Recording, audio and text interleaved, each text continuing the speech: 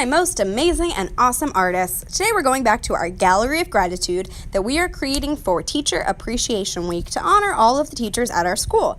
So we are supposed to mix together a skin tone to match the picture of the teacher, and you have a planning guide that you are supposed to fill out a drawing of that picture so that you get a better idea of how you can create their portrait out of clay.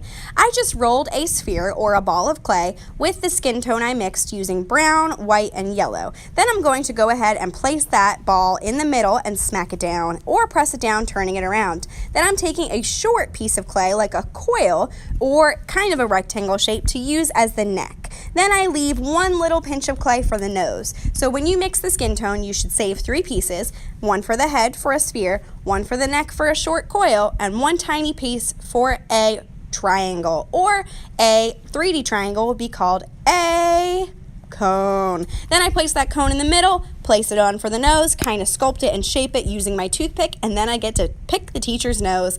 Please make sure that you have clean hands in case you get any blue or purple or dark colors on the teacher's skin. That's very difficult to get off, but if you get it on, you can use it with a toothpick to pick it off. After you get the head, neck, and nose on there, all of the skin tones, then you can start be thinking about their shirt. You do not have to create the same color shirt as they're wearing in the picture. You can create one of your own if you know that they have a favorite outfit or just favorite color. I do that by creating a half circle.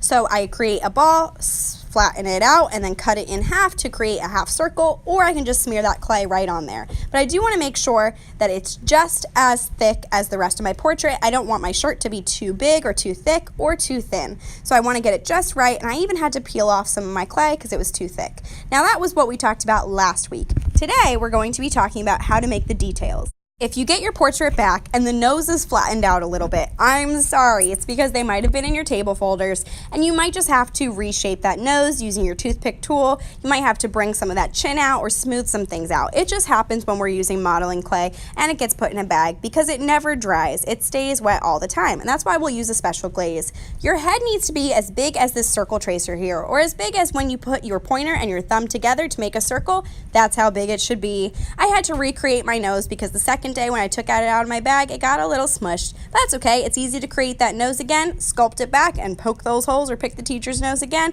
and make it come back to life. Today we're going to be talking about how to make accessories and details like the eyebrows, eyes, nose, and mouth. We already made the nose, so maybe some ears and hair and other things. Start the eyes. I roll 2 teeny tiny spheres of white. I start out with white spheres or balls of clay and make sure they're really small. That's going to be the base for my eye, and I press those balls of clay onto there to make sure it sticks. Then I'm going to roll out an even smaller little sphere of clay with the teacher's color of their eyes. If you don't know the color of their eyes, you could just do brown, but I would try to find out what color eyes they have and then place that next color on there. Then you're going to make a third teeny tiny sphere, and that's for the pupil. That's going to be black, just a little dot inside of their eye to show that pupil. It's going to make it look very realistic.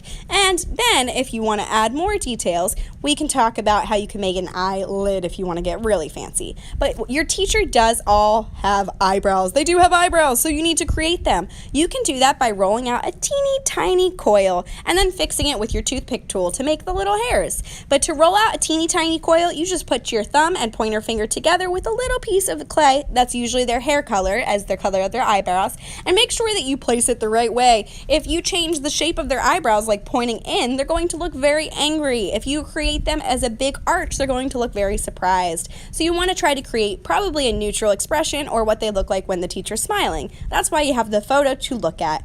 Then after I get my eyebrows on there, I'm going to show you how to make eyelashes. That is very difficult. I would suggest skipping the eyelashes. If you really do want to make them, roll out the teeniest, tiniest coil you've ever made in your life. Then you're going to cut it with the toothpick and place them on one at a time. Yes, it's like you're building this teacher or doing their makeup. It's very difficult, so I would suggest just skipping this step if you're not up to the challenge, but if you are, you're welcome to create these eyebrows and eyelashes, but try to make sure that they're teeny tiny, otherwise it's just going to look a little scary. Eyelashes, I roll out a little teeny coil of white for the teeth. My teacher, or me, I'm smiling in my photo, so I'm going to start with the teeth by rolling out a little white coil and placing it where my mouth would be. Next, I'm going to pick the color for the lips. My lips are more of a pinkish color, but if your teacher's wearing lipstick, you could change that color. I'm rolling out a very thin coil of pink, making sure that it's long because then I'm going to wrap it around the teeth and shape it with my toothpick tool.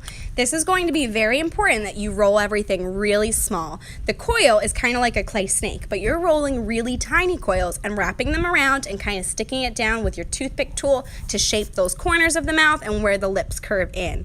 It's super important that it sticks on there because if your clay is really thick, their lips are going to fall right off, and that would be scary.